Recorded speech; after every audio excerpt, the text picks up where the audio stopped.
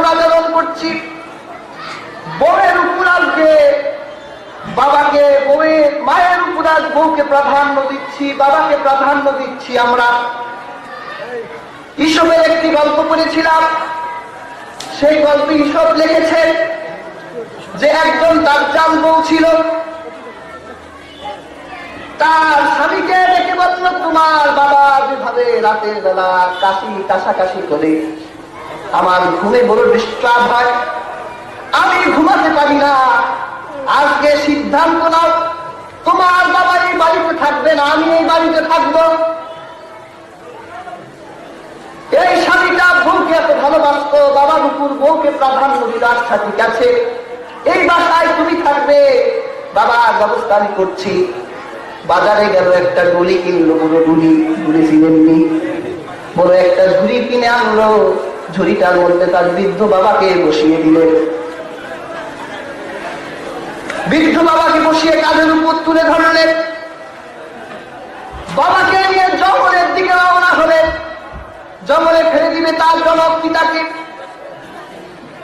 দেখবেন আমাদের সমাজে দাদার সাথে বড় সম্পর্ক হয় নাতি, দাদাদের সাথে নাতিদের বড় সম্পর্ক হয়।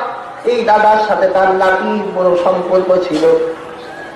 ওই নাতিটা ডেকে বলছে, আব্বা আমার দাদাকে আপনি কোথায় নিয়ে যান?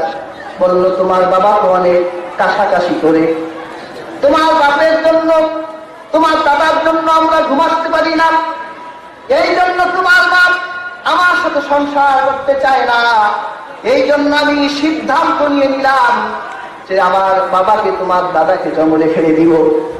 তখন ছোট্ট নাতিটা থেকে বলল, বাবা আমার দাদাকে দূর জঙ্গলে ফেলে দিবে, তবে ঝুড়িটা ফেলে দিও না, এই ঝুড়িটা বাসায় নিয়ে আসবে, যত্ন করে রেখে দিবে, যখন আমি বিয়ে করব তখন তুমি বুড়ো হয়ে যাবে, আমার বউ আমাকে বলবে তোমার বাবার জন্য ঘুমাতে তো পারি না,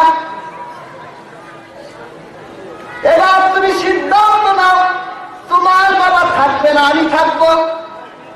তখন তুমি বাবা আমাকে শিখিয়ে দিয়েছ নিজের আপন বাবাকে জঙ্গলে ফেলে দেবার জন্য, তখন যাতে বাজারে গিয়ে নতুন কোনো ঝুড়ি কিনতে না হয়, যেই ঝুড়িতে আমার দাদাকে তুমি ফেলে দিলে, এই ঝুড়িতেই যেন আমি তোমাকে রেখে জঙ্গলে ফেলে দিতে পারি। আজকে তুমি তোমার বাবার সাথে খারাপ আচরণ করছো, তোমার মায়ের সাথে খারাপ আচরণ করছো, তোমার ঘরে একটা আছে, তুমি আল্লাহ কসম করে বলি, তুমি যেই রকম আচরণ করছো তোমার সন্তানও তোমার সাথে ওই রকম আচরণ করবে, কারণ তোমার রক্ত তোমার সন্তান পেয়ে গেছে। তুমি যেই রকম আচরণ করছো, বাবাকে থাপ্পড় দিয়েছো, মাকে লাঠি দিয়েছো, তুমি অপেক্ষা করো, তোমার সন্তান তোমাকে থাপ্পড় দেবার জন্য প্রস্তুত হয়ে আছে, তোমার সন্তান তোমাকে লাঠি দেবার জন্য প্রস্তুত হয়ে আছে। কেউ যাতে থাপ্পড় না খায়, এই জন্য আল্লাহ রাব্বুল আলামিন মহাগ্রন্থ আল কোরআনে বলছেন যে আমি আল্লাহ দুনিয়ার মানুষকে আমি আল্লাহ উপদেশ দিয়ে দিলাম, তোমরা তোমাদের বাবা মার সাথে ভালো আচরণ করবে, বিশেষ করে তোমার মায়ের সাথে, যে মা তোমার কষ্টের পর কষ্ট, ক্লেশের পর ক্লেশ স্বীকার করেছে।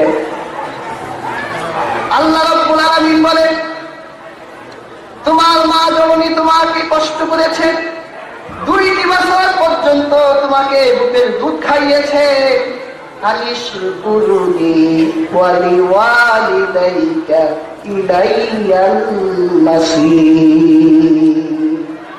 আল্লাহ রাব্বুল আলামিন বলেন, এই জন্য প্রথম তোমরা আমার শুকর আদায় করো, তারপরে তোমাদের বাবা মার শুকর আদায় করো।